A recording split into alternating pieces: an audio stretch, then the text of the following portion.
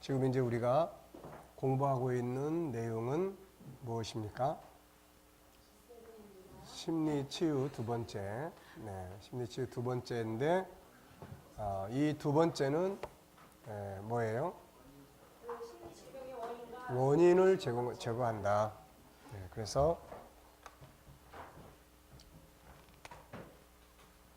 우리의 심리의 질병을 일으키는 이 주변의 요소들이 있어요. 요소들.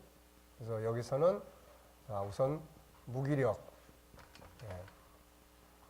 그 다음에 목적이 없는 그런 문제. 그 다음에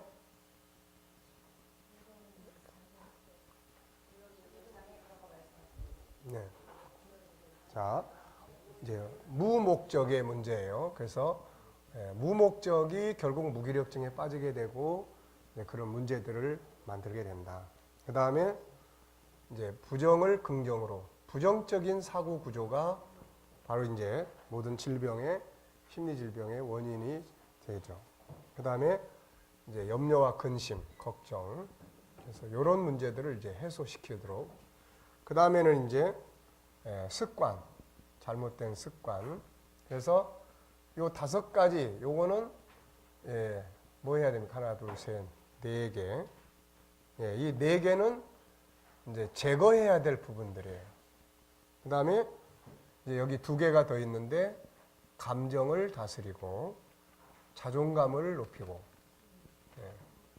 요 2개는 내가 컨트롤 해야 될 부분이에요. 그러니까 이런 것들이 제거됨으로써 이제 심리에 안정감을 갖게 되는 거죠, 이게. 자, 그래서 이 두 번째 책에서는 이제 이런 문제들을 지금 다루고 있습니다. 그래서 그 중에 이제 감정 다스리는 부분까지 우리가 했어요. 그래서 습관 바꾸기까지는 장애 요인들이에요. 이거 제거해야 됩니다, 이걸 제거하면은 이제 심리 질병의 이유가 없죠, 이제. 그 다음에 감정의 문제예요. 요 감정. 요거를 이제 잘 다스릴 수 있는 잠언 4장 23절이나 16장 32절처럼 잘 다스리는 거예요. 자, 그래서 요 감정에 대한 부분은 우리가 전에 이미 공부를 했기 때문에 우리가 중요한 부분만 정리를 했습니다. 여기서 이제 우리가 걱정, 근심. 자, 이제 우리가 감정의 문제는 몇 가지 이제 다시 한번 정리를 해볼게요. 자, 우선 나라고 하는 실체가 있습니다, 이게. 그리고 내 실체 안에 뭐가 있어요? 이 5가지의 성품들이 있어요. 그 중에 하나가 뭐예요? 인격성이에요. 그리고 이 인격성 안에는 또 뭐가 있습니까? 이제 3개의 기능이 들어있어요. 인격성 안에. 그래서 이 인격성 안에는 또 이제 3개의 기능이 들어있는데 그 중에 하나가 뭐예요? 이제 생각의 기능, 그 다음에 자유의 기능, 그 다음에 소통의 기능이에요. 그러니까 이 생각의 기능은 인격성 안에 들어있는 거예요. 인격성은 내 영혼의 속에 들어있는 구조예요. 그래서 이제 그러면 이 생각하는 기능, 이 생각의 기능 속에는 또 여러 가지 특징들이 쭉 있습니다. 뭐 정보의 바다, 그 다음에 뭐 아이디어 창고, 메모리 기능, 또 뭐 이 중에 하나가 이제 감정이에요, 이게. 감정. 그래서 이거를 이제 다스리는 거예요, 이거. 그래서 잠언 4장 23절에서 깨어 있어라. 무릇 내 마음을 지키라. 이거 지키는 거예요. 눈 부릅뜨고. 그냥 저절로 가는 게 아니에요. 그 다음에 16장 32절에는 다스리라. 이거 다스리는 거예요. 우리가 베드로전서 5장에서 이제 근신하라 이런 말 나와요. 근신하라. 그게 뭐냐면은 눈을 말똥말똥하게 초롱초롱하게 해서 정신을 바짝 차리고 있는 거예요. 그래서 정신을 바짝 차리고 이 감정의 문제, 이거를 마음의 문제, 감정의 문제를 다스려야 돼요.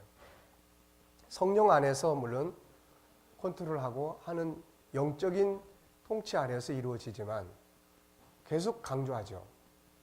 우리가 항상 성령의 충만한 틀 안에서만 잊지 못하다는 거예요, 이게.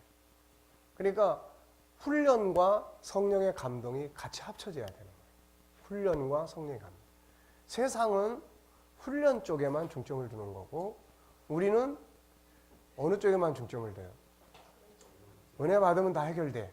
요것만 이제 중점을 두는 거예요. 그러니까 우리는 교육과 훈련이 아주 약한 거예요. 그러니까 이 두 개가 결합을 해야 돼요. 성경은 경건에 이르는 훈련을 해라. 연단을 받아야 된다. 뭐 이런 이야기들이 다 그렇게 나오는 거예요. 그러니까 이런 것들이 충분한 교육이 필요해요. 내 안에 내 몸의 구조조차도 모르는데 내가 나를 어떻게 다스리고 내가 어떻게 나처럼 삽니까? 안 되는 거죠. 그래서 이 감정. 그럼 이제 우리가 더 이제 축소시켜서 자, 이 감정이라는 것은 어떤 거냐? 감정이라는 건 어떤 거냐 이거. 자, 이 감정이라는 거는 어떤 거예요? 자, 감정은 먼저 정보를 만나게 돼요. 그래서 이 정보가 들어오면, 정보가 내 생각 속으로 들어와요. 들어오면은 이제 느낌과 여기서 뭐가 만들어져요? 이제 감정이 만들어져요. 감정. 느끼는 내면의 세계의 어떤 이제 부분이에요, 이게. 그래가지고 느낌과 감정, 요게 이제 만들어져요. 그래서 보통 행동으로 이제 나타납니다. 그래서 여러분들이 대화하는 걸 쭉 들어보면은 정보를 이제, 이 정보는 뭐 귀로도 듣고 눈으로도 보고 손으로도 만지고 생각으로도 나타나고 이제 다양한 거예요. 자, 내가 지금 뜨거운 햇빛 아래에 있어요. 그러면 어떤 정보예요, 이거는? 뜨겁다고 하는 정보 앞에 있는 거예요. 그러면 그 정보를 통해서 내가 지금 뭘 느끼죠? 이제 어떤 감정을 느껴요? 더운 감정을 느낀다고요. 뜨거운 감정, 더운 감정을 느끼는 거예요. 더운 감정을 느끼면 이제 뭐 하죠? 행동. 웃도리를 벗는다든지, 이제 뭐 어떤 행동이 오는 거예요, 이게. 자, 근데 이제 상대방이, 그러니까 여러분들이 이제 다양하게 정보가 오는데, 두 분이 이제 주고받는 대화를 쭉 들어봐, 지금. 두 분은 지금 대화를 주고받는데, 이건 뭘 이야기하는 거예요? 정보를 서로 주고받는 거예요. 자, 그러면 그 정보들을 주고받는 걸 옆에서 쭉 들어보면, 아, 얼마 안 가면은 이제 감정이 싸나워지겠다. 그리고 곧 멱살잡이 하겠다. 어때요? 이거 판단이 되겠어요? 안 되겠어요? 충분히 되죠, 이게.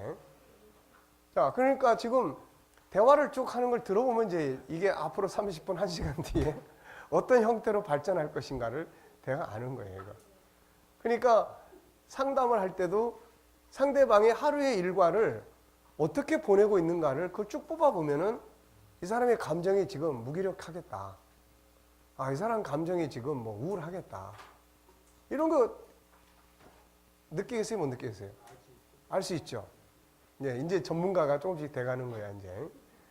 그러니까 그런 것들을 그래서 이제 들어보고 만나보고 대화 나눠보면은 아, 지금 이 사람은 정보에 문제가 있다, 이거. 계속 안 좋은 것만 자꾸 가까이 듣고 본다든지. 자, 그래서 이제 정보는 이제 두 가지예요. 어서 온다고 그랬어요. 첫째는 네. 자, 우선은 이제 외부적 정보가 있어요. 외부적 정보. 요걸 요약해서 딱 집어넣으시라고요, 여러분들이. 요약해서. 자, 외부적 정보가 있습니다, 이거. 이거는 뭐예요? 이제 밖에서 다 들어오는 거예요, 이게. 그 다음에 두 번째는 내부적 정보예요. 이건 뭐예요? 내 안에 들어있는 생각의 바다가 있어요. 우리 생각은 정보의 바다입니다. 정보의 바다. 우리 생각은 정보의 바다예요. 근원적으로는 창세기 1장 27절에 이 정보가 들어있어요. 그 다음에 창세기 3장에 이 정보가 들어있어요. 그리고 살아오면서 태에서 잉태하면서 태어나고 성장하고 살아가면서 보고 듣고 한 수많은 정보들이 이 안에 다 저장이 돼 있어요. 근데 이런 것들이 이제 불현듯이 팍팍 떠오르는 거예요. 우울증이나 심리 질병을 앓는 사람들, 분노 조절 장애를 앓는 사람들은 이 안에 들어있는 분노할 수밖에 없는 정보들이 자기도 모르게 팍팍 튀어나오는 거예요. 이거. 튀어나오면 이제 막 안절부절하게 되고 어떤 행동을 취하게 되고 막 이렇게 되는 거예요. 사고를 저지르게도 되고 이렇게 되는 거예요. 그러니까 요게 이제 요걸 가리켜서 우리가 뭐라고 이야기해요? 내부적 정보예요. 근데 이 정보는 우리가 자, 하나는 자연적 정보, 하나는 의도적 정보 이렇게 이야기했어요. 자연적 정보라는 건 뭐예요? 말 그대로 그냥 자연스럽게 뭐 내가 이 사람을 만나고 싶지 않지만 그냥 나가면 만날 수밖에 없는 거예요. 이거 자연적 정보예요. 네. 텔레비 틀어놓으면 지가 막 나와 정보가. 네. 열받는 정보들이 굉장히 많이 나오지 않습니까? 그러니까 그런 것들이 자연적 정보예요. 그 다음에 또 하나 뭐예요? 내부에서 지가 알아서 그냥 팍팍 올라오는 거예요. 이게 이런 것들을 뭐라고 이야기해요? 자연적 정보예요. 이거 두 번째는 뭐예요? 이제 의도적 정보는 뭐예요? 이제 내 눈앞에 보이는 화면을 내가 바꾸는 거죠. 텔레비 채널을 바꿔. 그래가지고 막 그냥 열받는 그 정보를 계속 받고 있으면 자, 우리 이제 정부가 바뀌었어요. 그리고 지난 정부에 대해서 계속 비판을 합니다. 그 사람한테는 당연히 비판이 가야 되는데 거기에 계속 익숙해 이제. 그래서 내 생각이 뇌가 어느 모드로 바뀝니까 이게? 비판적 모드로 바뀌어요 이게. 계속 보고 있으면은 그러면 이제 상대가 바뀌었어. 그 사람은 당연히 비판을 받아야 돼 마땅한데 상대가 바뀌었는데도 불구하고 이 뇌가 어떻게 작동을 해요? 자꾸 비판적으로 상대방을 보는 이게 강해지는 거예요 이게. 네, 누구한테나 이제 우리가 어디서 뺨 맞고 와가지고 어디서 뭐 한다는 말이 그게 그냥 나온 말이 아니에요 다. 그러니까 항상 우리는 의도적으로 내가 좋은 정보를 들어올 수 있도록 자꾸 조정을 해야 돼요. 그리고 생각도 어떻게 합니까? 안에서 나오는 정보도 지가 멋대로 나오면 어느 정보가 더 강하다? 부정적 정보가 3분의 2. 네. 5만에서 6만 개 생각인데 75%가 바로 3분의 2가 부정적이에요. 그러니까 이거를 지가 알아서 자연적으로 솟구쳐라 그러면은 좋은 정보보다 나쁜 정보가 훨씬 더 많이 떠오른다는 거예요. 그래서 의도적으로 뭘 해야 됩니까, 이제? 그래서 상담할 때, 자, 본인이 가장 행복하다고 생각할 때가 언제십니까? 과거에 본인이 어떤 일이 잘 되었다고 생각하는 게 언제? 자꾸 이걸 끌어내주는 거예요. 자꾸. 그걸 끌어내주는 겁니다. 현재 있는 이 부정적인 생각을 이걸 없애려고 노력하지 말고 이거하고 얘하고 씨름해봐야 안 되는 거예요, 이 싸움은. 그러니까 이건 그냥 내비두고 자꾸 좋은 생각을 의도적으로 끌어내주는 거예요. 의도적으로. 이게 이제 자 오늘 칭찬할 거 3가지만 이야기를 해보세요. 자, 오늘 하루 지내시면서 본인이 잘했다고 생각하는 거 한 5개만 생각해 보실래요? 처음에는 아무것도 없어요. 네. 아니에요. 한번 생각해 보세요. 오늘 하루 동안 정말 잘했다고 칭찬해요. 그러면 이게 이제 생각 속에 잠겨져 있는 그 사람의 좋은 생각을 지금 어떻게 하는 거예요? 끌어내는 거예요. 그게 끌어내짐으로써 어떻습니까? 감정이 바뀌는 거예요. 이게. 좋아지게 되고 희망이 생기고 이렇게 되는 거예요. 그래서 자연적, 그 다음에 의도적. 이제 이런 것들이 바로 이제 우리가 정보예요. 정보는 느낌과 가져온다. 근데 여기서 이제 우리가 중요하게 다루는 것이 자, 항상 이거는 이제 이게 자동적으로 나오셔야 돼. 자, 한번 따라해 보세요. 감정은 정보에 의해서 만들어진다. 정보는 자연적 정보와 그 다음에 의도적 정보가 있다. 예, 의도적 정보예요. 자연적 정보는 그냥 자연스럽게 나가냐면 딱 보이는 거고 의도적 정보는 내가 이쪽 길로 안 가. 왜? 나쁜 거 보니까. 내가 내 계획을, 이 삶을 계획을 짜서 움직이는 거예요, 이게. 그러니까 그게 있는 거예요. 그러면 이제 중요한 거는 뭡니까, 이제? 그래서 외부적, 내부적인 게 자연적이냐, 의도적이냐. 이렇게 되는 거고. 그러면 이제 어쨌든 간에 이 정보가 내 안에 들어와서 감정을 아주 기분 나쁘게 만들었어요. 그래서 정보가 아주 기분 나쁜 감정을 만들었습니다. 이제 요대로 가면은 뭔 사건을 저질러, 이제. 그래서 여기서 이제 반드시 뭘 해라?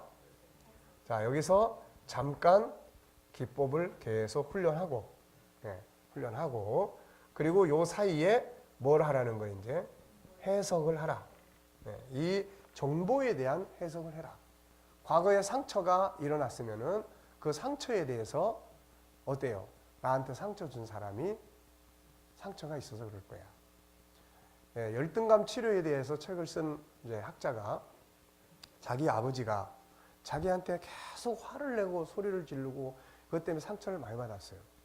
근데 나중에 이제 이 사람이 성장하면서 열등감에 대해서 연구를 하면서 무엇을 알게 됐냐면은 자기 아버지가 심각한 열등감에 사로잡혀 있었다는 것을 알게 됐고, 그리고 나서 아버지는 자기의 열등감을 감추기 위해서 의도적으로 아이한테 소리 지르고 그렇게 했다는 것을 알게 됩니다. 그리고 나서 이제 감정이 어떤 감정으로 바뀌었을까요? 아버지에 대한 이해와 용서가 만들어질 수 있는 감정으로 바뀐 거예요. 이게. 그러니까 우리가 부딪혀 있는 정보를 그대로 1차 감정에서 행동으로 바로 가버리면 안 된다, 이거. 반드시 뭘 해야 된다? 네, 그래서 제일 중요한 예가 요셉이라고 이야기를 했어요. 자, 요셉한테 어느 날 갑자기 정보가 아주 안 좋은 정보를 만나죠. 노예로 팔려가고, 그런 이제 힘들고 고통스러운 형제들이 잘 팔아먹었어요. 비참한 현실이 눈앞에 정보로 들어온 거예요. 이 정보는 어떤 느낌을 갖습니까? 비참하고 아주 안 좋은 분노의 감정이나 절망적 감정을 만들어내죠. 근데 요셉은 여기서 이대로 행동으로 간 게 아니라 뭘 합니까? 이제 이걸 해석하는 거예요. 왜 이런 일이 벌어졌나? 도대체 뭐 때문에 이런 일이 벌어진 것인가?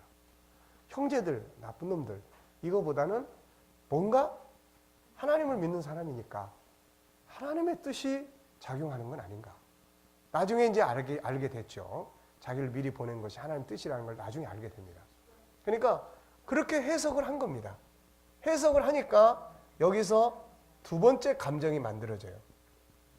근데 이 감정은 굉장히 온화한 감정이 만들어져요.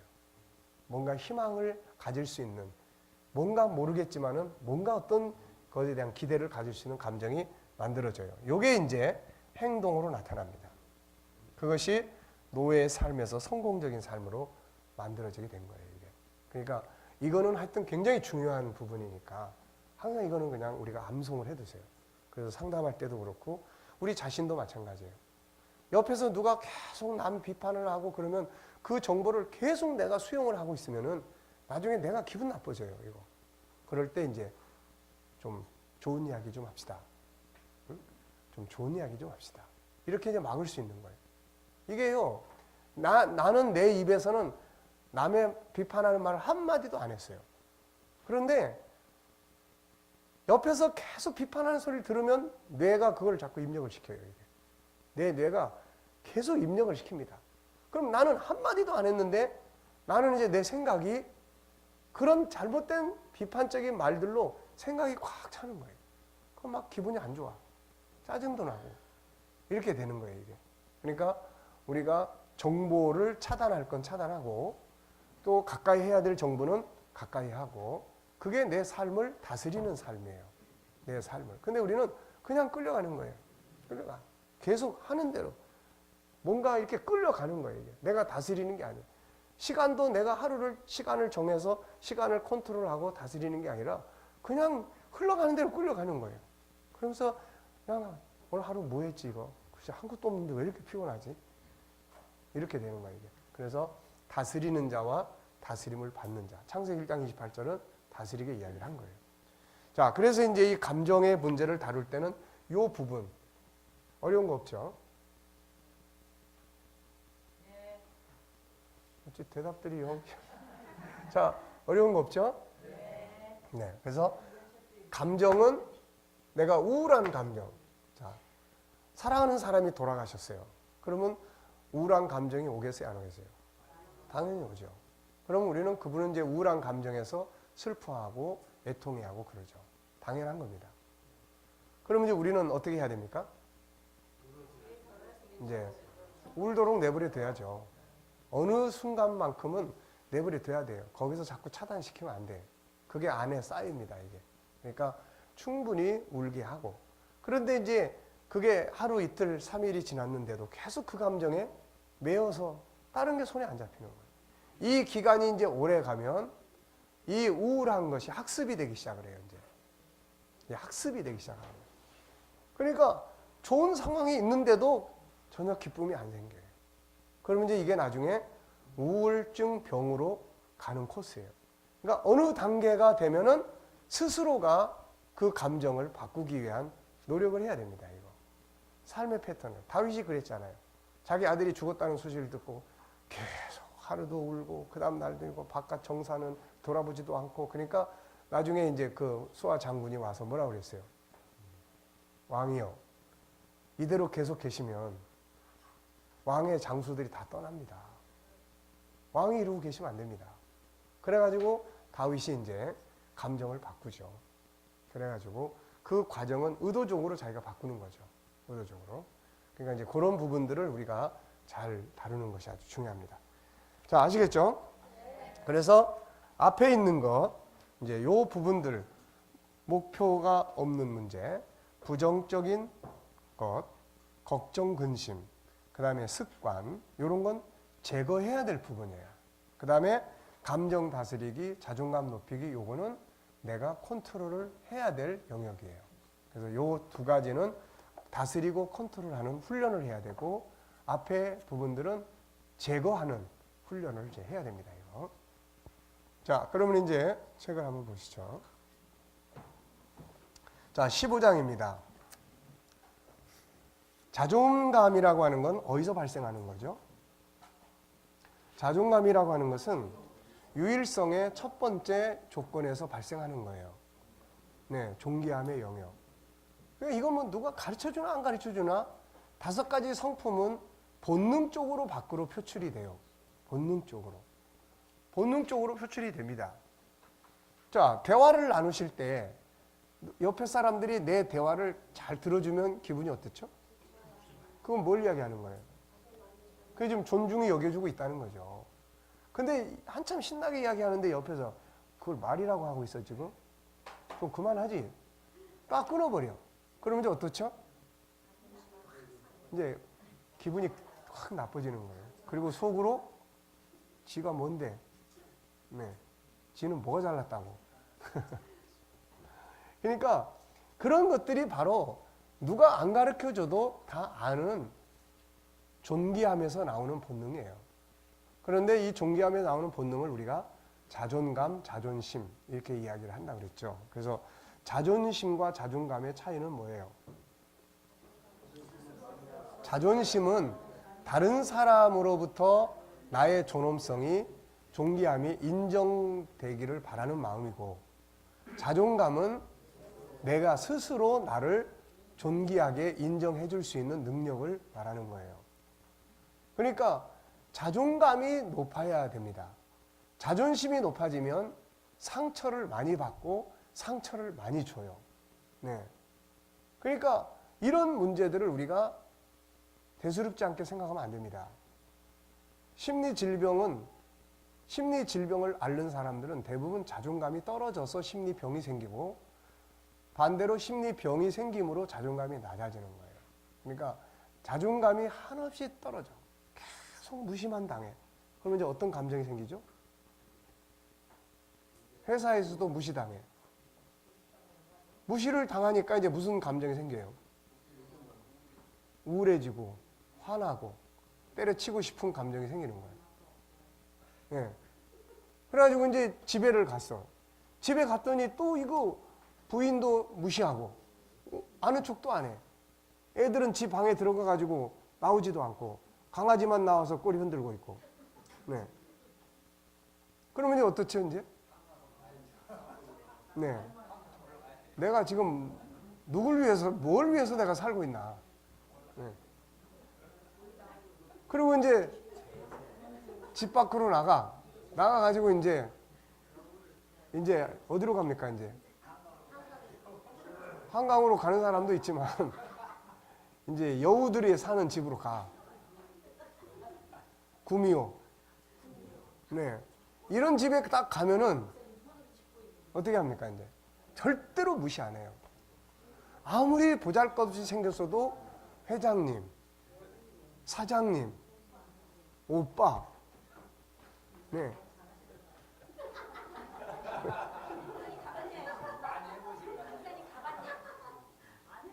나하고 가봤냐고? 그걸 뭘 물어봐, 그걸.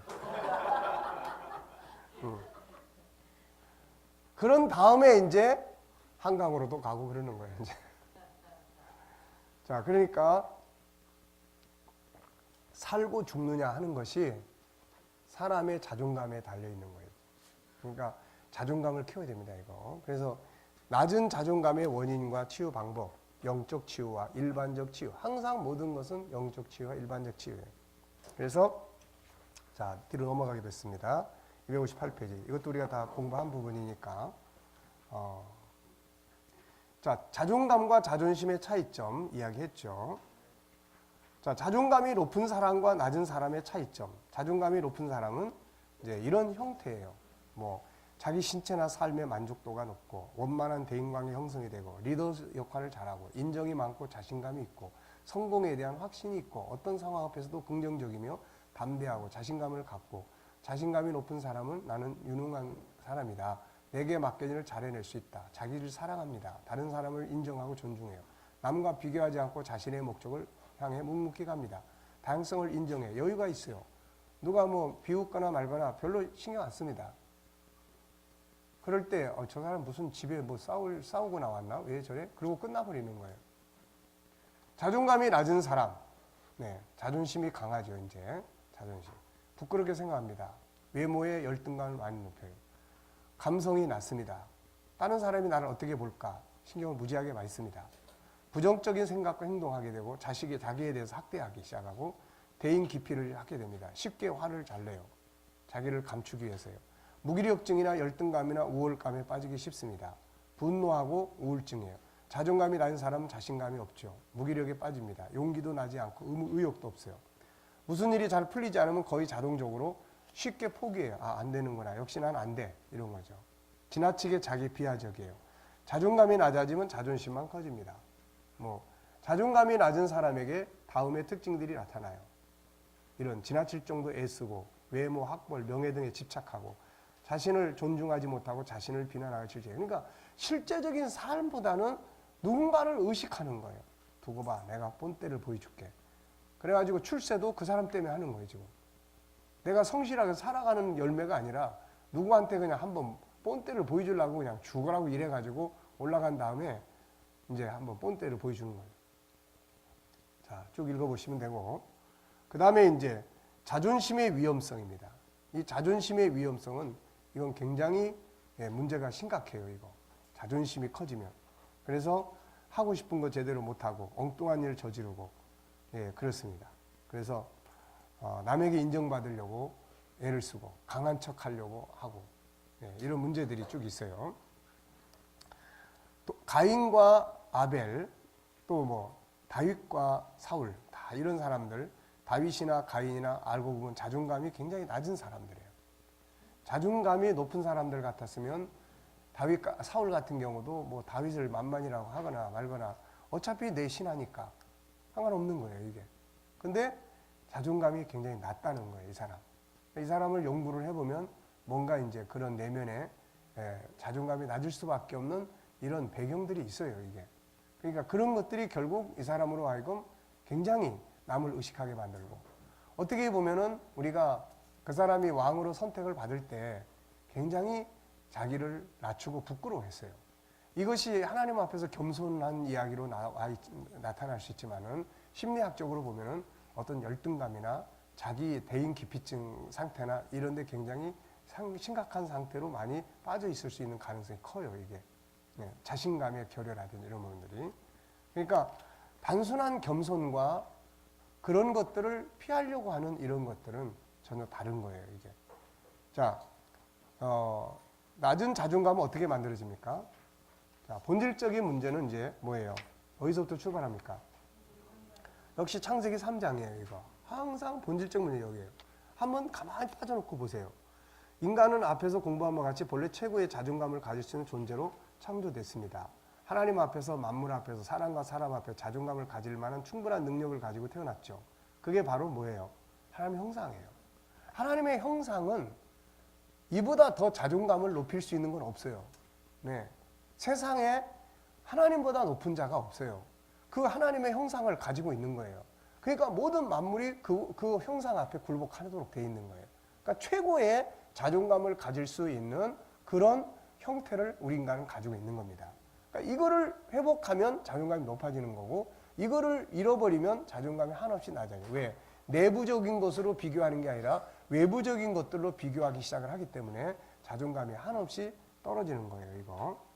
자, 그래서 결국은 뭡니까? 신의 자녀, 왕자, 공주, 만물의 주인, 만물을 다스릴 수 있는 능력 있는 존재, 존귀하고 영원하고 자유하고 거룩하고 사랑으로 가득한 자, 하늘의 것과 땅의 걸 소유한 자, 만물을 다스릴 수 있는 자, 이보다 존귀한 자, 풍성한 부자, 능력 있는 존재가 어디 있을까?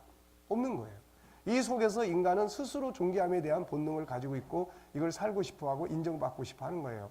에덴 동산에서는 인간이 하나님의 아들로서의 자존감을 충분히 발휘할 수 있었죠. 그런데 3장에서 이제 죄로 말미암아 잃어버립니다. 이제 자기를 잃어버린 거예요. 그래서 하나님과의 관계가 끊어져요. 여기서부터 두려움이라는 게 시작이 돼요. 이제 그리고 자기를 잃어버려요. 방황이 시작이 되는 거예요. 내가 어떤 존재인지 모르기 때문에 세상 앞에 지금 이길 수 있도록 하나님이 우리는 이기는 자로, 다스리는 자로 우리는 위치를 만들어줬는데 이걸 잊어버렸어요. 잊어버리니까 조그만 문제 앞에 서도 내가 이걸 이길 수 있나 없나 두려움에 빠지는 거야. 이거 무슨 말인지 아시겠어요? 아시겠습니까? 네. 그러니까 어떤 문제 앞에 딱 섰는데 내가 나를 알고 보면 이걸 이기는 존재로 나는 존재하는 거야. 근데 그걸 몰라. 잃어버렸어요. 그러니까 딱 앞에 섰는데 이거 이길 수 있는 거야 없는 거야. 전에 또 진 경험이 있어. 그러면 이게 학습이 돼가지고 나는 안 될 거야. 이렇게 되는 거예요. 이게. 다스리게 돼 있는 거 앞에서 우리는 다스리는 건 고사하고 실컷 얻어 터지고 그러고 이제 돌아가는 거예요. 에덴 동산의 행복과 주신 복 다 잃어버렸어요. 하늘의 영생 잃어버려요. 인간의 가치, 자기의 가치를 잃어버려요. 에덴에 쫓겨납니다. 고통의 세상, 약육강식의 세상 나와요. 이때부터 인간은 자기를 잃어버림으로써 가치를 모르게 됐고 자연스럽게 가치를 모르면서 잃어버리면서 뭐예요? 자존감을 상실하게 됩니다. 인간은 자존감을 잃어버리고 대신에 부끄러움, 두려움, 자신감의 결여, 대인 기피증, 염려와 걱정 등을 갖기 시작합니다. 세상에 태어난 모든 인간은 근본적으로 이런 상처받은 자존감을 갖고 세상에 태어나는 거예요. 그래서 하나님께서 예수님을 세상에 보냈고 이분은 오셔서 이 모든 걸 회복시켜 줍니다. 그러므로 이제 세상의 눈으로 자기를 보지 말고 하나님 말씀의 눈으로 자기를 보고 자기 자존감을 높여야 됩니다. 그러니까 내 자존감을 높이는 가장 중요한 방법은 내 안에 있는 나를 찾는 거예요. 내 안에 있는 나를 딱 찾아놓고 보니까 이게 시시한 게 아니에요. 이게 세상에 전에는 자신감이 없었는데 내 자신을 정체성을 딱 찾아놓고 보니까 이거 다스리게 돼 있네 이거 이렇게 되는 거예요. 그러니까 자기의 정체성을 찾는 게 아주 중요한 거예요. 현실적인 문제입니다. 자, 쭉 이야기했죠. 인간은 이런 근본적 문제를 안고 잉태되고 태어나고 성장해 가면서 또다시 환경과 사람들로부터 수많은 상처들을 받게 되는데 이 상처들이 인간의 자존감을 한없이 밑바닥까지 떨어뜨려요. 결국은 나 같은 거 살면 뭐해? 이게 마지막 인간이 자기를 버리는 거예요. 자존감이 마지막으로 사라지고 자존심이 계속 상처를 입기 시작하면 세상 앞에 버림받았다는 사실을 용납을 할 수가 없어요. 그래서 자살을 하게 되고 이런 문제가 생기는 거예요. 외부적 이유, 잉태되었을 때, 그 다음에 내부적 환경, 그 다음에 그래서 내면의 자화상, 뭐 못생기고 한심한 놈, 뭐 이런 쭉 자기에 대한 자화상이 아주 안 좋습니다. 그래서 나를 어떻게 생각하는가, 내 생각의 기능한테 거울아 나는 어떤 존재지? 거울한테 물어봐요. 그러면 이제 그 거울 앞에서 나를 물어보면 내 생각이 기능이 나를 대해서 이야기를 해요. 에휴 나 같은 거 쓸모없는 놈. 이거는 이제 생각의 기능 속에 자아상이 잘못 입력이 되어 있는 거예요. 이거. 창세기 3장에서 시작된 자아상이 입력이 되어 있다고요. 이거. 거울을 보면서 나는 누구지? 그럴 때 창세기 28장이 팍 살아나가지고 나는 하나님을 닮은 하나님의 자녀야. 이 정체성이 확실하게 그려지면 이 자화상이 내 안에서 확실하게 딱 그려지면 나는 하나님의 자녀야. 하나님의 자녀는 어떤 사람이지? 이러한 사람이야. 난 세상을 이길 수 있어. 이런 자화상이 딱 나타날 때는 이제 부딪히는 문제들 앞에서 담대해질 수가 있는 거예요. 그러니까 오늘 저녁에 집에 가시면은 집에 안 가지. 숙소에 거울 앞에 서서 물어보세요. 거울아 나는 어떤 사람이지? 에휴 나 같은 거. 이러면 안 돼. 이제. 네. 자, 그래서 이제 그런 문제예요. 그 다음에 이제 여기 264페이지 건강한 가정과 역기능적인 가정이에요. 그러니까 건강한 가정은 이런 특징들이 있어요. 그래서 이런 가정에서 성장한 아이들은 자존감이 높아집니다. 이게. 그래서 건강한 가정은 이게 이제 18,000여 가정을 27개국을 18,000여 가정을 연구한 그런 이제 결론입니다. 그래가지고 건강한 가정의 6가지 특징이라는 논문을 발표를 했어요. 첫째는 건강한 가정은 부부와 자녀들 사이에 견고한 결속이 있고 서로에 대해서 헌신한다. 둘째, 건강한 가정은 가족들이 함께하는 시간이 많다. 셋째, 건강한 가정에서는 긍정적인 바람직한 의사소통이 있다. 일반 가정에 비해 서로의 말을 잘 들어주고 자신의 생각이나 욕구, 감정을 자연스럽게 표현한다. 넷째, 건강한 가정은 가족원들이 서로에게 감사와 애정을 많이 표현하고 갈등이 있을 때도 상대방을 비방하거나 깎아내리지 않고 긍정적인 점을 말해주는 특징이 있다. 다섯째, 건강한 가정은 일반 가정에 비해 신앙심이 좋았고 영적으로 결속되었다. 여섯째, 건강한 가정은 위기 극복 능력이 뛰어나다. 어려운 문제가 발생할 때 평상시보다 가족 구성원들이 더욱 강하게 결속하여 문제에 긍정적이고 적극적으로 대처하는 능력이 있다. 역기능적 가정이에요. 이런 가정에서 성장하는 아이들은 굉장히 자존감이 낮아져요. 자기 자신이 항상 무시당하고 또 주눅들어서 크기 때문에 이런 분들이 항상 자존감이 낮아집니다. 우선 결혼 관계에 문제가 있어요. 결혼 관계. 이런 속에서 태어나는 아이들은 자기의 자존감의 근원이 약해져요. 이게 우리 엄마가 난 낳고 싶지 않는데 내가 태어난 거야. 뭐 이런 거. 경계선이 느슨합니다. 그래가지고 경계선이 아예 없든지 늦게 오거나 말거나 네가 알아서 하거나 말거나 그냥 어떤 삶을 살거나 말거나 그냥 상관없이 하는 거. 또 하나는 너무 많이 간섭해. 그래가지고 그냥 경계선을 항상 침범하는 거예요. 그냥 문도 노크도 안 하고 그냥 훅순 열고 들어가고 이런 거 다 경계선을 침범하는 거예요. 이거. 자신만의 공간을 뛰어넘습니다. 부모들이 경계선을 안 지켜줘요. 셋째, 가족관계가 아주 약합니다. 감정을 잘 표현하지 않아요. 말해봐야 야단만 맞기 때문에 말하지 말라, 느끼지 말라, 믿지 말라. 이런 속에서 아무 대화 소통이 안 되는 거예요. 그리고 이야기해봐야 야단만 맞기 때문에 항상 비밀이 많습니다. 넷째, 문제가 있는 성인이 있고 문제가 제대로 반복되는 패턴이 나타나요. 수치심에 묶여 있어요. 너를 낳고 싶지도 않았는데 너 같은 거 낳아놓고 미역국을 먹은 내가 바보 천치지 뭐 이런 거. 여섯째, 문제를 부인하거나 축소해. 엮이는 가정은 자녀들에게 파괴적 역할을 합니다. 정해진 규칙이 없어요. 외부 세계에 닫혀있고 비밀이 많습니다. 더럽고 치사한 싸움을 많이 합니다. 자녀들에게 올바른 양육을 제공하지 못하고 자녀들은 가정에서 신체적, 정서적, 영적 필요가 채워져야 하는데 강인한 자녀로 성장할 수 있습니다.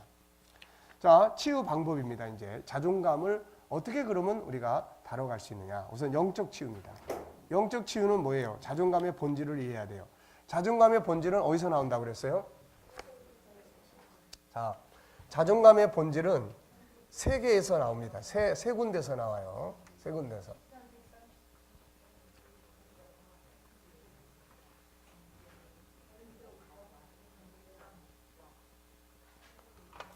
자, 우선 현실적으로는, 영적으로는 이 자존감의 배경은 세 군데서 나오는 거예요. 자, 첫째는 존재의 배경이에요. 내가 어떻게 해서 존재하는가? 어떻게 해서 존재하는가? 어쩌다가 실수해가지고 만들어진 거야. 이러면은 자존감이 굉장히 떨어지는 거예요. 네. 그런데 시편 139편 13절로 18절에 에베소서 1장 3절에서 11절까지. 요게 이제 존재 배경에 대한 자존감이에요. 하나님이 선택하셨고 선택할 때 나를 사랑하시고 기뻐하시고 나를 원하셔서 선택을 했다. 아, 내가 쓸모없이 만들어진 게 아니구나. 이 자존감이에요. 두 번째는 창조의 과정이에요. 과정. 어떤 존재는 어떤 제품으로 만들어졌냐는 거예요. 쉽게 말하면 하나님의 형상이다. 이거를 알면 알수록 내가 대단한 존재라는 걸 이해하기 시작을 해요. 그 다음에 세 번째는 이제 궁극적인 목적이에요. 그것은 죽어서 없어지는 게 아니라 변화돼서 영생하는 거죠. 영원한 존재. 이런 것들이 바로 나의 자존감을 높여주는 거예요. 그런데 이걸 모르는 사람들은 자꾸 세상 것만 가지고 세상 것으로 자존감을 높이려고 그래요. 용돈 많이 줘. 기죽지 말고 살아. 이거 이제 이런 거. 가방 학교 들어가니까 200만 원짜리 가방 사서 줘. 넌 대단한 사람이야. 알았지? 근데 나중에 학교 가서 보니까는 이게 어떤 놈이 뭐라고 자랑하냐면, 야, 이거 우리 아빠가 일본 갔다 와서 사주신 건데 이거 500만 원짜리 가방이야. 아니 200만 원짜리 가지고 딱 메고 가서 기분 좋게 자 나보다 높은 놈 나와봐 이러는데 500만 원짜리가 딱 등장하니까 갑자기 기가 박 죽는 거예요. 그래서 이 세상 거 가지고는 자존감이 높아지는 게 아니에요. 이건 오히려 쓸데없는 자존심만 높여주는 거예요. 이게. 그러니까 이런 부분들을 가지고 우리가 자기 자존감을 높이는 겁니다. 아시겠죠?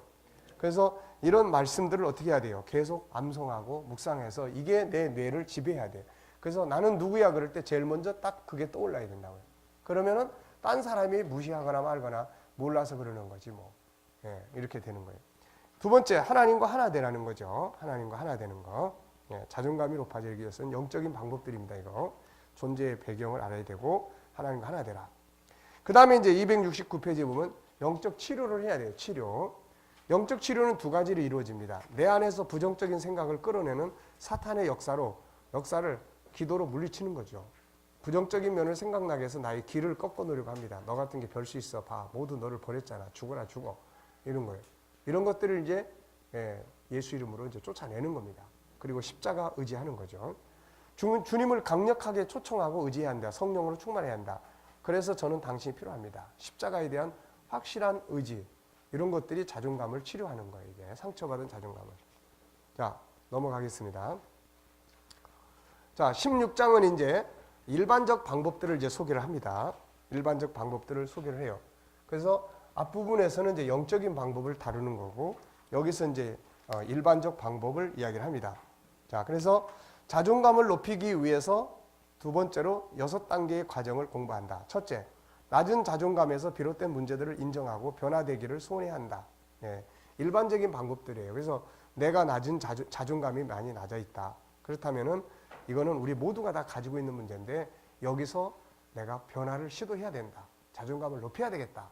이런 의지를 갖는 것이 필요하다. 자, 두 번째는 올바른 자화상을 이제 갖는 거예요. 나에 대한 올바른 자화상. 그래서 이야기했었죠. 메뚜기 자화상을 가진 사람들의 이야기. 가나안 땅 가서 정탐한 사람들이 와가지고 뭐라고 이야기했어요. 275페이지 민수기 13장 33절에 보면은 우리는 스스로 보기에도 메뚜기 같다. 스스로 자기들을 메뚜기로 규정하고 있는 거예요. 이거. 이런 자화상을 가지면은 이게 심리 질병에서 못 빠져나옵니다. 이거. 그래서 올바른 자기 자화상. 우리는 누구죠? 창세기 1장 27절 하나님의 자녀예요. 세상을 다스릴 수 있는 하나님의 자녀예요. 이 자화상 우리는 확실하게 가져야 됩니다. 내 안에 있는 내 영혼은 세상에서 가장 큰 자예요. 세상을 이길 수 있는. 옛날에 그런 이야기 있죠. 시골 동네에 그런 귀신 들린 사람이 있는데 그래가지고 그 교회 목사님, 장로님들, 어른들이 귀신 쫓아낸다고 갔는데 그 안에 방문 딱 열고 들어가니까 귀신 들린 사람이 나오더니 그냥 멱살 잡고 밖에다 갖다 다 밀쳐버리는 거예요. 그런데 그 교회 어린아이 주일학생 하나가 도대체 무슨 일인가 하고 구경하러 간다고 쭉 왔는데 갑자기 어른들이 막 집어 던져지고 그러는데 얘가 옆에 들어가서 도대체 무슨 일인가 하고 싹 들여다보는데 그 귀신 들린 사람이 갑자기 안으로 들어가는 거예요. 들어가더니 저 구석에 쭈그려 들어가지고 벌벌벌벌 떨고 있는 거예요. 이게. 나중에 이제 쫓겨났어요. 쫓겨난 다음에 물어봤습니다.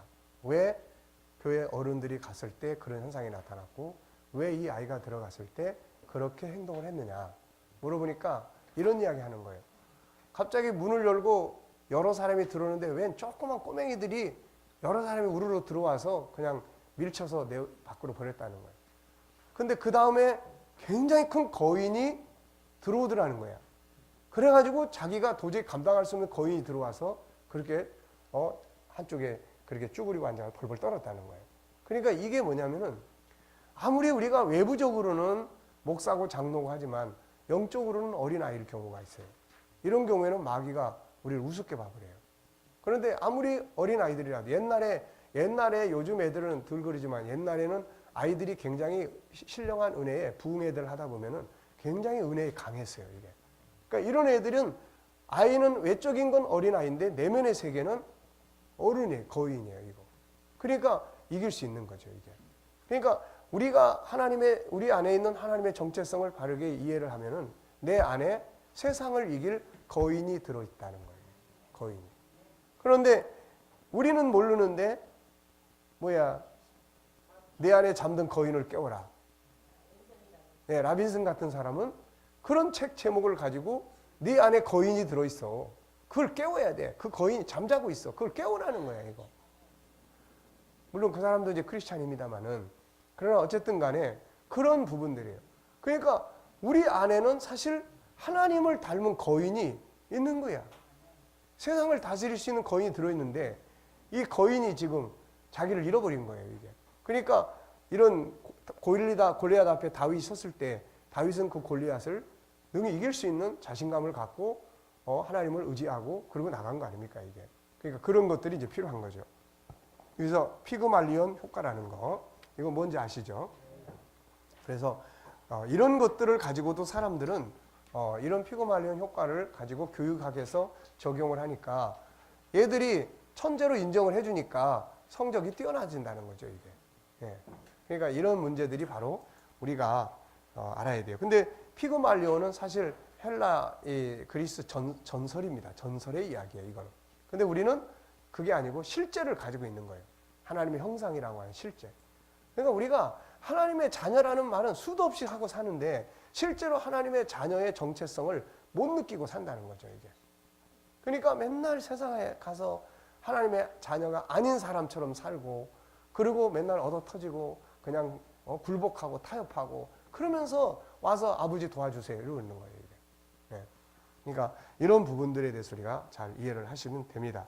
그 다음에 278페이지는 이제 뭐예요? 화해를 이루라. 화해. 자존감 회복 중에 하나는 화해예요, 화해. 이게 상처받은 것도 화해를 통해서 싸매지게 되면 이게 자존감이 높아지는 거예요. 그래서 본질적 화해는 하나님과의 화해예요. 하나님과 화해. 하나님과의 화해를 통해서 하나님의 자녀의 지위를 다시 얻는 거예요. 하나님의 자녀가 종이 되어버렸으니까 얼마나 자존감이 떨어집니까, 이거. 그런데 십자가를 통해서 하나님의 자녀의 지위를 다시 회복하는 거예요. 그래서 나는 이제 하나님의 자녀야. 그리고 이제 자기의 그런 자존감을 회복할 수가 있습니다. 그 다음에 이제 두 번째는 사랑과의 화해가 이루어져야 돼요. 280페이지. 사랑과의 화해가 이루어져야 됩니다. 사랑과 화해를 이룰 때 첫째가 뭐예요? 누구와의 화해가 이루어져야 돼요? 네, 자기와의 화해가 이루어져야 돼요. 자기와의 화해. 네. 자, 자기와의 화해가 이루어져야 됩니다. 우리는 보통 화해하라 그러면은 딴 사람하고만 생각을 해요. 근데 자기와의 화해가 이루어져야 돼요. 자기와 화해가. 그동안 자기를 학대하고 무시하고 미워하던 것을 사과하고 자기와 화목하라. 네. 이거를 잘 하셔야 됩니다. 아시겠죠? 네. 두 번째는 이제 부모님들이 있어요. 태어나 있을 때부터 날 무시하고 원치 않는 임신을 함으로 나를 박해하고 죽일까 말까 뛸까 말까 막 그러면은 얘는 안에서 이제 막 살인의 폭력에 대한 두려움에 떨게 되는 거예요, 이거. 그러니까 이런 부분들에 대해서 화해하는 겁니다. 먼저 그들을 이해하고 그들도 부모 역시 수많은 아픔을 가지고 세상을 살고 있다는 거죠. 모르고 그런 것. 네. 또 부모는 나를 사랑하는데 사랑하는 방법을 잘 모르고 있다는 거. 이런 거. 자, 그래서 이제 말로 하기 어려운 분들은 편지를 써서 불에 태울 수도 있습니다. 세 번째는 친구들, 이웃들, 상처를 주었던 사람들을 용서해야 됩니다. 그래서 나한테 상처 준 사람들을 용서해야 돼요. 그래서 용서하기 위해서는 안에 있는 것들을 표현해야 됩니다. 그 사람에게 편지를 써서 내가 이러한 상처가 그때 당신이 그럴 때 이런 상처를 받았다든지 이런 걸 표현해내야 돼요. 자, 그 다음에 이제 네 번째는 반대로 내가 누군가에게 상처를 줘도 문제가 생겨요, 이거. 내가 상처를 줬다고 해서 나는 상처를 안 받느냐? 아니에요. 상처를 딱 주고 나면은 그다음부터 내 마음이 답답해지기 시작을 합니다. 그게 이제 상처를 준 거예요. 성경 안에서는 누구의 문제가 나타나냐면 베드로의 같은 경우예요. 분명히 베드로는 지금 예수님을 모른다고 배신을 했어요. 예수님에게 상처를 준 거죠. 근데 역으로 예수님에게 그런 자기 부인을 하고 난 다음에 베드로는 엄청난 상처의 트라우마를 갖기 시작을 합니다.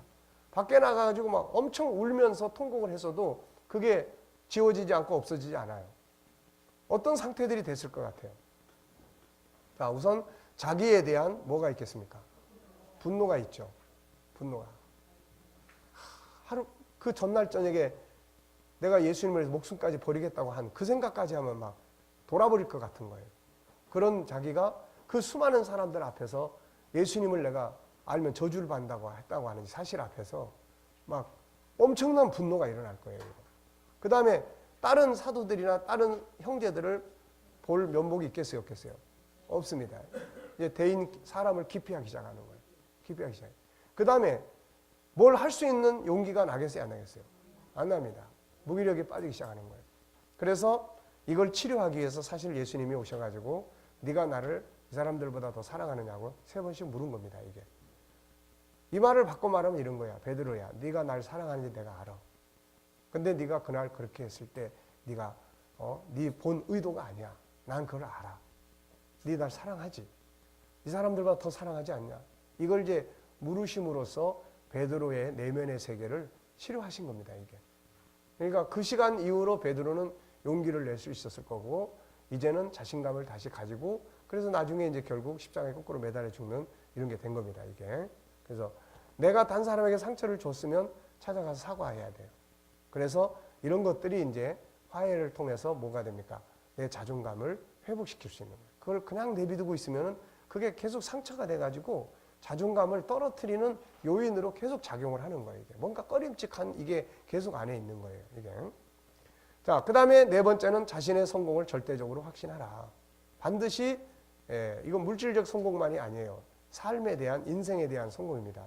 그래서 그런 부분들을 이야기하고 그 다음에 5번째는 현실을 컨트롤하라. 부딪히는 현실을 그대로 따라가지 말고 컨트롤하라. 남이 하는 말에 붙들려서 남의 인생 살지 마라. 이런 거예요. 자, 현실에서 자존감을 높이기 위해 필요한 다음에 몇 가지를 주의해보자. 이런 것들도 이제 현실 속에서 자존감을 높이는 방법들이에요. 뭐냐면은 작은 목표들을 세워서 자꾸 성취해보는 경험을 자꾸 쌓아가는 거예요. 네. 사람은 내가 뭔가 이루었어라고 할 때는 자존감이 높아져요. 근데 나는 해도 안 돼 그랬을 때는 자존감이 떨어지는 거예요. 그러니까 엄청난 목표를 세우기보다는 오늘 하루 동안 내가 이루어보고 싶은 게 뭔지 이런 것들을 이제 이루고 나면은 자신감이 생겨요. 아, 나도 할 수 있는 존재구나. 이런 것들이 생기는 거예요. 때로는 자기에게 거는 기대 수준을 좀 낮출 필요가 있어요. 나에 대해서 막 옆에 사람들이 막 엄청나게 이야기를 하니까 이게 자기도 간이 부어가지고 그냥 자기에 대한 기대가 엄청나요. 나는 빌 게이츠가 될 거야. 막 이렇게 돼요. 그런데 그걸 이루지를 못해. 그러다 보면 이제 나중에 그것 때문에 자존감이 막 떨어지는 거예요. 이게. 네? 아이, 난 역시 안 되는 거야. 그러니까 기대감을 팍 낮춰요. 그래서 이런 부분들을 좀 줄이면 이제 자존감을 좀 높여갈 수 있습니다. 욕심을 줄이면 자존감이 올라가요. 욕심이 많을수록 자존감은 낮아집니다. 사실 모순되어 보이지만 열등감의 심리에는 욕심이라는 것이 숨겨져 있어요. 남을 밟고 위에 서려고 하는 이런 욕망이죠, 이게. 돈 많은 부자로서 돈을 자랑하고 싶은 욕심도 있고 출세해서 남을 힘으로 지배하고 싶은 욕구가 열등감 뒤에 숨어 있습니다, 이게. 네. 이런 욕심을 채워주지 못하면 자신의 외모, 능력, 재산이나 집안이 부끄럽고 싫은 거예요. 이런 욕심을 버리면 열등감 극복이 쉬워집니다. 자, 완벽주의 허상에서 벗어나는 것도 중요하고 열등감이 심한 사람들은 항상 완벽해야 돼요. 나는 완벽해야 돼. 이게 사실 완벽해야 된다는 이면에는 열등감이 자리 잡고 있어요. 이게. 누구보다도 나는 뛰어나야 돼. 그런 건 언젠가 누구한테 자꾸 들었어요. 너는 뛰어난 사람이야. 너는 너답게 살아야 돼. 이게 아니고 넌 뛰어난 사람이야. 너는 반드시 뛰어나게 뭔가 할 수 있어. 이게 나도 모르게 입력이 돼서 그게 이제 열등감으로 작용하는 거예요. 자기보다 좀 더 나은 애가 있으면 시기 질투하게 되고 막 이런 문제들이 생깁니다. 이거. 그래서 실수를 인정할 수 있어야 됩니다. 실수를 과정으로 보는 거예요. 성공한 사람, 건강한 사람과 건강하지 못한 사람은 실패했을 때에 건강하지 못한 사람은 이 실패나 실수를 이게 실패라고 이야기를 해요. 난 실패했어. 난 이제 끝이야. 근데 건강한 사람은 실패라고 말하지 않아요. 그 대신 과정이라고 이야기를 해요. 과정. 이번에 좋은 경험했어. 과정이에요. 과정. 자기와의 대화를 많이 해야 됩니다. 자기와의 대화. 이건 좀 읽어보죠. 학대하는 대화가 아니라 위로, 격려, 칭찬 등을 많이 하는 대화를 하라. 우리는 자신을 인정해 줘야 한다. 비록 완벽하진 않지만 나는 최선을 다해 살아왔어. 이렇게 자신에게 말해줘야 한다. 돌이켜보면 인생의 고비마다 우리는 얼마나 지독한 순간들을 겪어냈는가. 남들은 우리가 겪은 고통을 알 수 없다. 참아낸 자신을 인정해줘야 한다. 완벽하지 않은 자신을 비난하지 말고 수고를 인정해줘야. 이때 자존감이 살아납니다. 성폭행이나 왕따를 당한 후에 열등감에 빠진 사람들은 다 내가 못 나와서 자기 탓으로 다 돌려요. 자기를 스스로 비난합니다. 그래서 자기 영혼을 에게 대화를 많이 해서 위로하고 격려하고 자기 스스로가 자기를 인정해주는 이런 것들이 필요합니다. 이제 그 다음에 7번째는 비교하지 말아야 돼요. 나는 나일 뿐이고. 그 다음에 스트레스는 풀어야 돼요. 분노, 슬픔, 아픔 이거 안고 있으면 안 됩니다. 이거 참아라. 참아야 돼. 너는 형이니까 참아야 돼. 넌 남자니까 울면 안 돼. 그러니까 이런 것들이 계속 안에서 이제 막 울고 싶은데 그냥 하면서 참아. 나중에 숨 넘어가는 거예요. 이게. 그러니까 이게 안에서 계속 누적이 되면은 이게 나중에 병이 드는 거예요. 이거. 병이 들 겁니다. 그러니까 이런 거 토해놔야 돼요. 문제는 뭐예요? 잘못된 방법으로 풀지 말라는 거예요. 화가 났습니다. 화를 풀어내야 돼요. 그걸 그냥 놔두면 이게 독입니다. 독. 이게 독이 내 혈관을 타고 계속 도는 거예요. 이거. 내 세포를 속에 계속 영향을 미치는 거예요. 그럼 어떤 결과가 오죠? 이거? 네. 우라통이 치밀고 우라가 뭡니까? 우울과 분노가 합쳐진 이야기예요. 우울과 화병이 합쳐진 이야기예요. 그게 우라라는 말입니다. 이게. 그러니까 이게 쌓여 있으면 안 되는 거예요. 이거. 그러니까 밖으로 토해놨는데 이거를 뭉텅이로 콱 터트리면은 나도 죽고 너도 죽고 사건이 저질러지는 거예요. 그래서 이거를 분해하는 겁니다. 분해해서 해소시키는 거예요. 해소시키는 방법들을 찾아서 쏟아내는 거예요. 대화를 통해서도 하고 카톡을 통해 이런 일을 할 때면 내가 너무 많이 화가 났었다. 이런 이야기도 할 수 있는 거고 또 편지를 쓸 수 있는 거고 다양한 방법들을 통해서 그런 걸 이제 풀어내는 겁니다. 못한다고 생각할 필요 없다. 이거는 시간의 문제고 서로 다른 재능의 문제고 훈련의 문제고 환경의 차이점의 문제고 스타일의 차이점이고 만남의 차이점일 뿐이에요. 그러니까 못한다 그러는 게 아니라 내가 저 사람보다 훈련 이 시간이 좀 짧구나. 덜 익숙해져 있구나. 이렇게 생각을 해야 되는 거예요. 이게. 실제로 마찬가지예요.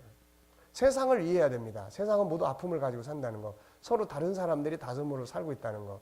세상을 이해만 해도 다른 사람을 이해만 해도 자존감이 높아지는 거예요. 이게.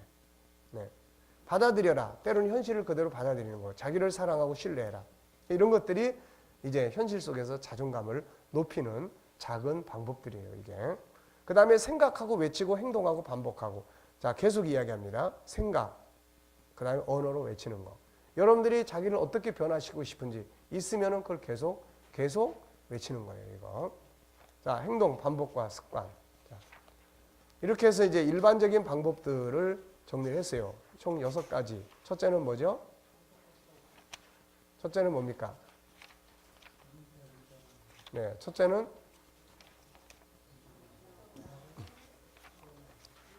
네, 의지입니다. 의지. 변화의 의지. 자존감을 키우겠다는 의지. 자기의 현실의 문제를 보고 네, 우리는 일단 자존심들이 더 커져 있어요. 창세기 3장에서 나는 아무리 자존감이 더 커요. 그래도 막상 옆에서 누가 영린을 딱 건드려 보면은 영린이 뭔지 알죠? 네, 용에게서 거꾸로 서 있는 비늘이라고 합니다. 그래서 용이 다른 데는 괜찮은데 그거 건드리는 날에는 아주 그냥 벼락을 내린다는 이야기죠, 이게. 그래가지고 누구나 그 사람만이 가지고 있는 그런 약점, 그런 영린이라는 게 있습니다. 그게 학벌이든 자존심이든, 예, 본인의 상처, 가장 큰 상처 이런 거를 뭣도 모르고 건드렸다가는 이제 너 죽고 나 죽자 이제 이렇게 나옵니다. 예, 그러니까 이런 부분들에 대한 그래서 이해가 굉장히 필요하고 자기가 변화돼야 된다는 거, 자기 현장을 이해를 하고 그 다음에 올바른 자화상 이거 중요하고 그 다음에 세 번째는 뭡니까 이제 화해를 이루는 거예요. 화해, 본질적 화해. 그 다음에 인간과의 화해는 첫째는 누구와의 화해? 나하고의 화해. 두 번째는 부모님들과의 화해. 그 다음에 친구들, 이웃들 상처 줬던 사람들과 화해. 네 번째는 내가 상처 준 사람들과 화해. 그래서 내가 자녀들에게도 상처 준 것이 있으면 미안하다고 사과할 수 있어야 되고 이제 이런 것들이 필요한 거예요. 이게. 그 다음에 네 번째는 반드시 우리는 성공할 수 있다. 예, 성공에 대한 확신. 그 다음에 5번째는 현실을 컨트롤하라. 네, 그래서 현실에서 이제 여기에 쭉 이야기했습니다. 몇 가지, 12가지나 이야기했어요. 그 다음에 마지막은 생각하고 외치고 행동하고 반복하고 이런 부분들이 자존감을 높이는 중요한 요소들이에요. 아시겠죠? 자, 10분간 휴식하겠습니다.